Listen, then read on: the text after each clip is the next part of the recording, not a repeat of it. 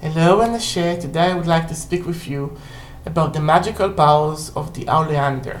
Now, sadly enough, I haven't found barely any mention of it as a magical herb anywhere besides the Cunningham Encyclopedia of Magical Herbs, which is a negative thing because he's the only one that actually tackled it. And what Cunningham has to say about this is that it's feminine, Saturnian, element earth, powers love, magical usage. Although Italian magical thought says that keeping any part of an oleander in the house brings sickness, disgrace, misfortune of every kind to its inhabitants, oleander is occasionally used in love spells, but never internally. Well, I have other wonderful usages for this wonderful plant. Now, in Israel, it grows everywhere. It's a very decorative hedge, and we have people dying from it like yearly because, you know, the pink, beautiful flowers smell so sweet, and the leaves look so innocent, and, you know, some people are coming to eat or drink it, and they die. But the thing is that it's related to Curera. Yes, it's related to that plant that some Native American tribes used to make poison of to basically to paralyze animals. Okay, so this is a paralyzing plant. Also, the toxin, before it kills you, it kills your nervic, your eye nerves, so it makes you blind. And the witches out there are starting to see the usage of it. And this is the seed pod. This is the seed pod of it. So, this is a wonderful thing for binding spells, for paralyzation spells, for blindness spells, okay? Also, it could be used for protective wards because it has very powerful Saturnian energy in it, as long as you keep it away from your mouth.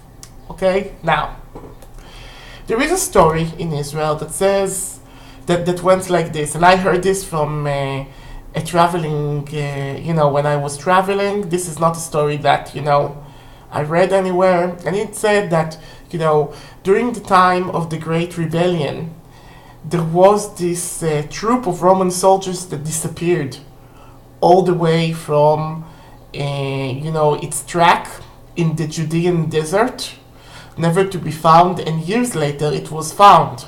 They were found dead. And apparently their canteen cork got broken, and they replaced it with a slice of oleander, and this is why they all died in the desert. Because if they drank from the water, they died from poisoning, and if they didn't drink, they died from dehydration.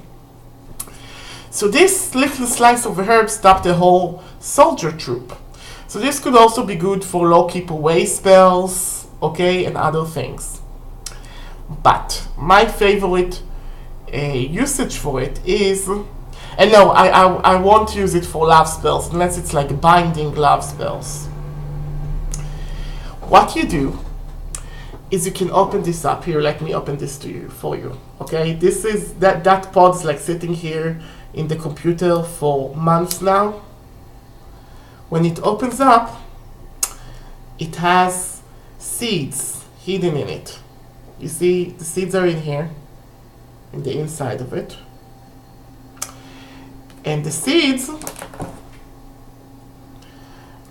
when they open up, I'm trying to open this up for you. You see, it's somewhat like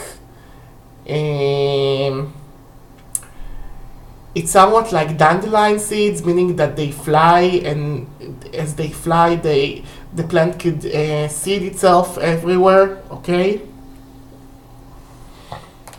A little bit is all you need. One seed is all you need.